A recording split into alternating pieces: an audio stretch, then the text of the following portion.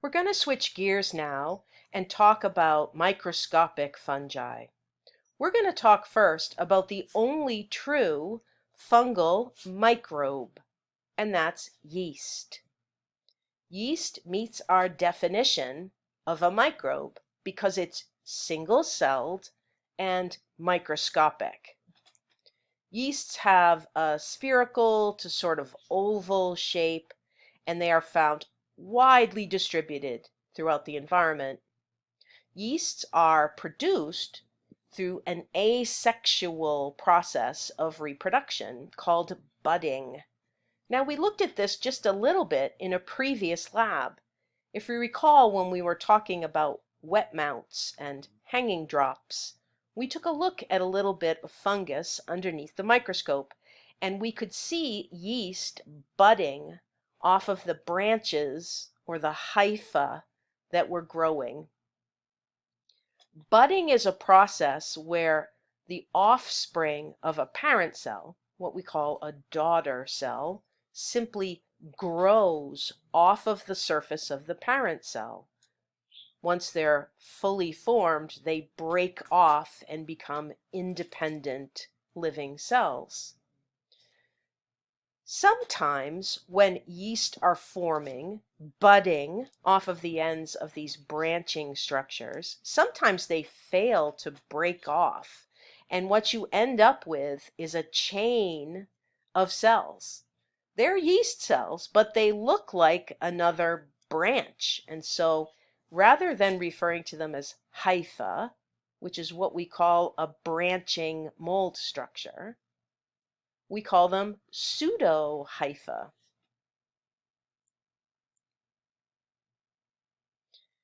If you take a look at the image over here on the right, this came from our laboratory where we were looking at wet mounts.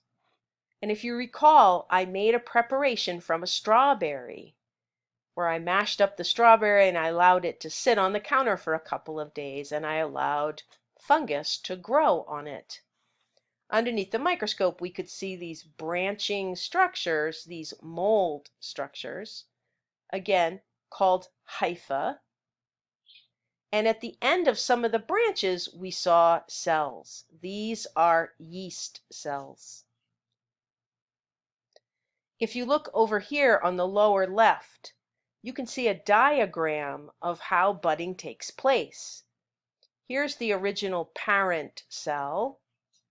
And here is a small bud coming off of its surface. This bud will continue to develop and grow until it breaks off and becomes the daughter cell. That daughter cell is going to be genetically identical to the parent cell that created it, because this is a form of asexual reproduction. Sometimes, though, the daughter cell fails to break apart, and then what'll happen is that daughter cell will create a bud, and then that cell will create a bud, and you end up with a chain of yeast cells growing off of the parent cell. That's what we refer to as a pseudohypha, because it's not a true branch. It's not a branch like you see here. This is a true hypha, or hyphae in the plural. This is a mold. This branching multicellular structure is the mold form of the fungus, and the yeast are coming off of the ends of those branches. Up here at the top, you're looking at some more yeast cells, and these yeast cells are in the process of reproduction. You can see buds coming off of the surface, creating new cells through asexual reproduction. Now, there are a lot of different species of fungus, and a lot of these species can take this yeast form. So it can be very difficult to look at yeast and know what you're dealing with, what kind of species you're dealing with. One of the ways that we can help identify yeast by the species is by comparing their metabolic activity. I mentioned earlier that yeast, unlike most fungi, are able to survive both with and without oxygen. We give that ability a name. We call those organisms facultative anaerobes. Facultative anaerobes are organisms that can use oxygen and will use it when it's available in order to make their ATP. They use the oxygen for a process called aerobic cellular respiration. But when no oxygen is available to them, they simply switch over to a different pathway for making their ATP. They switch over to either anaerobic cellular respiration, which is a form of cellular respiration that uses something other than oxygen to make ATP, or they use a completely different pathway called fermentation. Facultative anaerobes are very adaptive. They can survive in all kinds of environments because they're able to switch between metabolic pathways for making ATP. When yeasts use fermentation, they create a lot of products that you and I enjoy. They create fermented foods that we like to eat, and the fermented alcoholic beverages we like to drink. There are even fermentation products that are used in industry. There are certain chemicals that get produced through fermentation that have industrial purposes. When we compare mold to yeast, we see some important differences. Like yeast, molds are microscopic. But unlike yeast, molds are multicellular, and therefore mold does not meet our definition of what a microbe is. Yeasts are microbes, but molds are not. Because they're multicellular, they form these filamentous branched structures, these tree-like structures that we saw under the microscope. Now, the form that those tree structures take varies by species. We refer to the individual filamentous branches or strands as hyphae. Hyphae is plural. We would call it a hypha if it was singular. There are two forms that these hyphae take. One is called septate or septate, and the other is called coenocytic. That's a horrible word to spell.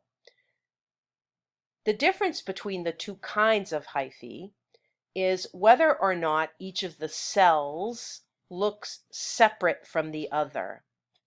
Septate hyphae have each individual cell separated by a structure called a septum. And I'll show you a picture of this in just a minute. In comparison, a coenocytic hyphae lacks these septum.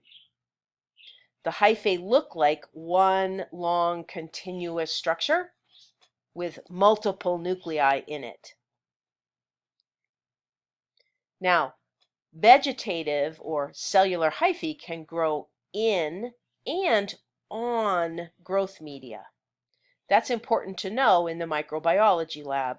We can grow mold in a liquid broth, and we can also grow it on top of a solid agar plate, depending on our needs. Once hyphae start to grow above a surface or on a surface, they change their nature. Once they start to grow up off the surface of the agar, they become reproductive structures. And they start to produce those reproductive spores that we mentioned earlier.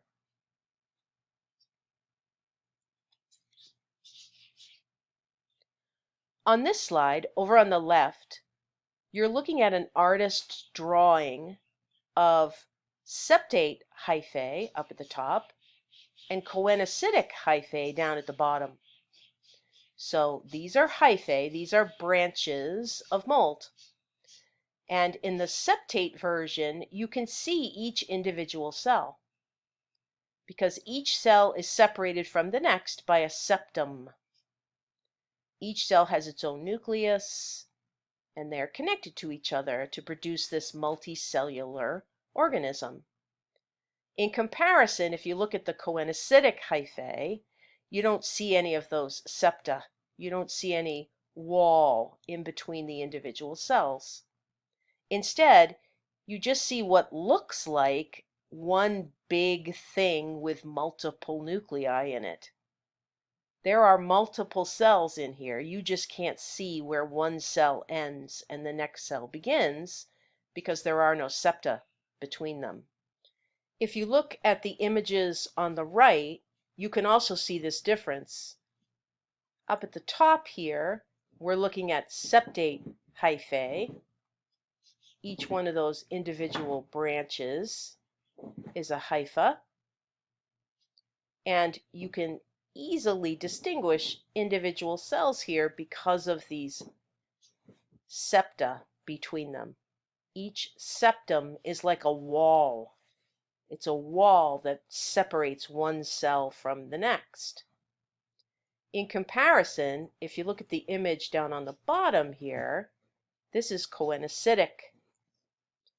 You still have a branch structure here. You can see right here on the slide, there's a branch. Here's another hypha down here.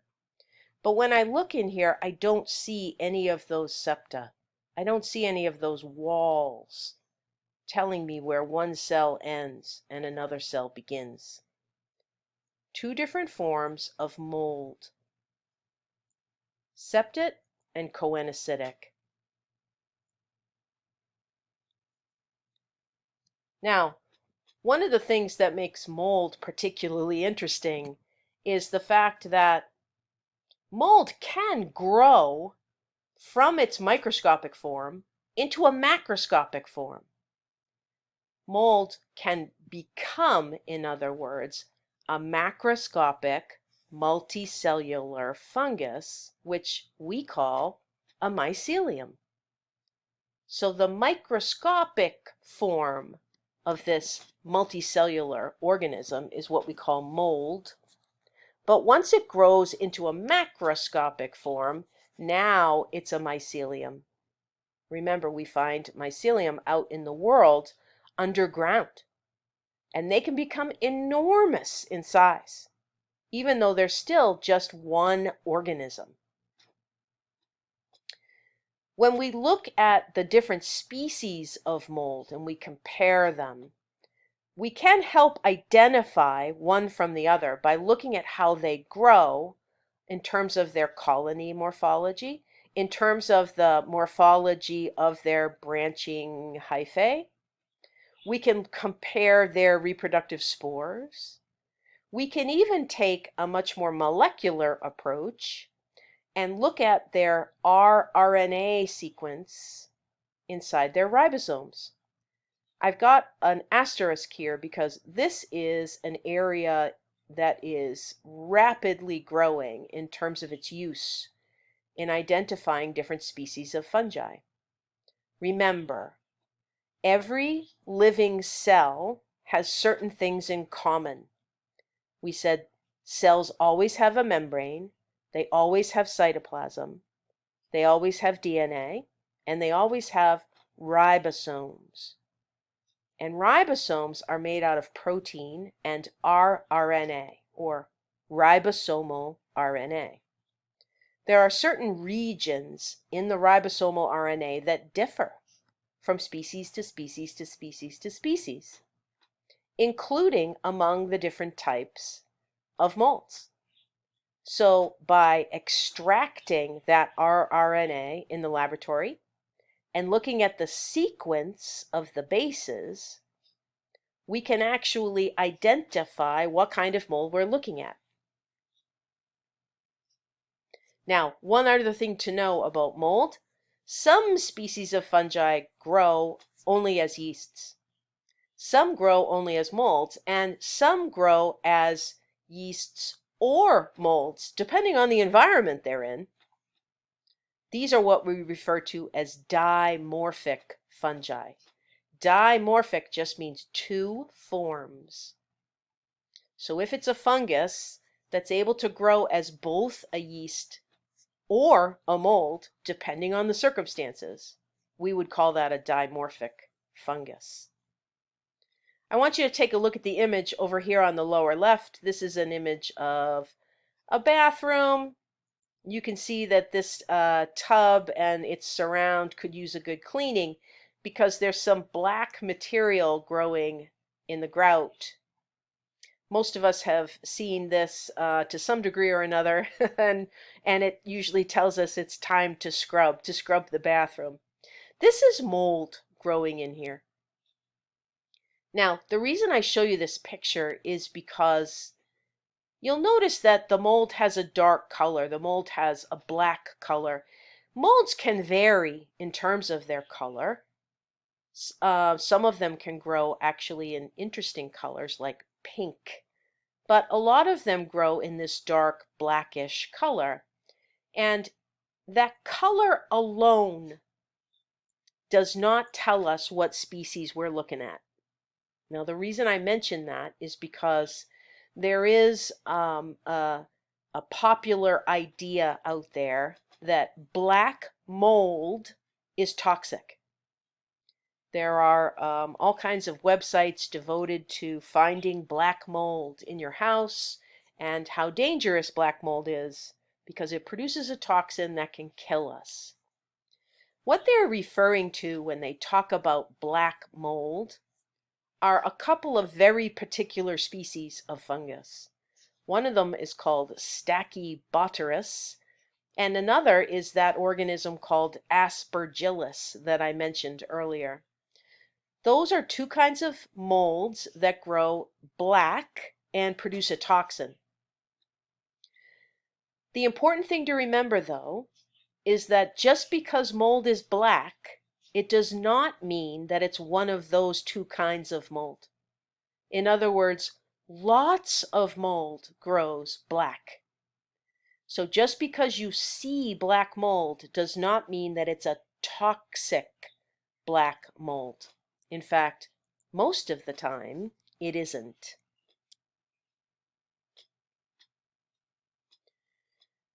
Now, I mentioned earlier that fungi are not a particularly problematic pathogen for humans. Bacteria and viruses are the two microbes that cause most diseases in terms of microbial disease in humans. There are some fungi, though, that can cause clinical disease. Here's what's important to remember. When a person develops a fungal infection, it's often secondary to another disease process that's going on. In other words, we often see fungal infections developing when the person is already sick. Their immune system is already fighting some other infection, some other bacterial or viral infection. It lowers their ability to fight, their immune system's ability to fight, and the fungus takes advantage of that. Many times, it's a disruption in the microbiome. Something is happening, some other disease process is happening that is altering the normal microbiome in and on the body, and the fungus is able to get in and get a hold. It's no surprise then that when we see significant fungal infections, it's often in immune compromised people. Now take a look at this image on the lower left. This is a chest x-ray. Just to orient us, the person's head would be up here. This is one arm going off this way, one arm going off this way. In the center here, we have the trachea and other structures coming down to the heart. These are the lung fields. You can see the shadows of the ribs over those lung fields. Normally, we would expect the lung to be black. It appears black because it's full of air. But if you look very carefully here, you can see that these lungs are full of little white spots. Can you see those? Little white specks, as well as some larger spots here, closer to the center. This person has fungal pneumonia. This is a devastating illness. This is a person who is very, very ill, and again, is most likely immune compromised because of some other disease process that's going on. You can see less severe fungal infections in people, and you can really see where the disrupted microbiome comes in. A good example of this is a vaginal yeast infection in women. Many times, if a woman has a bacterial infection somewhere else in her body, and she's prescribed an antibiotic to treat that, she will go on to develop a vaginal yeast infection. And it's a great example of this secondary illness. By taking the antibiotic, she's killing off not only the harmful bacteria that are infecting her somewhere, but also some of her helpful bacteria, the bacteria that are part of her microbiome. And what happens is the fungi, the yeast, that normally live in the area of her reproductive tract, they're going to take advantage of that altered microbiome, and they're going to start to overgrow, creating a yeast infection. It's a very, very common occurrence when women take antibiotics. A couple of other things to know regarding the microbiology lab. Fungal spores can be problematic for us inside the micro lab. Remember, fungal spores are reproductive structures, so they're not dangerous to us the way bacterial spores could be. But because they can get into the air, they can be problematic contaminants when we're trying to work with other microbes. For example, if we're making an agar plate, we're transferring bacterial cells onto that agar plate, and we accidentally leave the lid off for too long, fungal spores that are circulating around in the air can land on that plate and start to grow and contaminate our plate. So it's important in the microbiology lab that we have excellent ventilation systems with good filters in place, so we cut down on the occurrence of fungal spore contaminants in the air. Now, there are times when we want to grow fungus in the microbiology lab, and there are particular culture media that we use for this purpose. The most commonly used fungal culture media is called Sabarodes. Sabarodes agar, in other words, is an agar plate that is designed to grow fungus.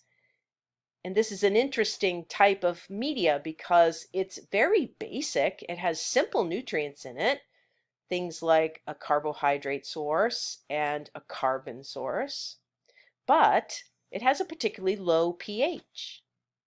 And remember, we said earlier that bacteria don't like an acidic pH. They can't grow well in an acidic pH. So when we use Sabarodes agar, we are encouraging the fungus to grow that we place on it, while inhibiting any bacterial contaminants from growing.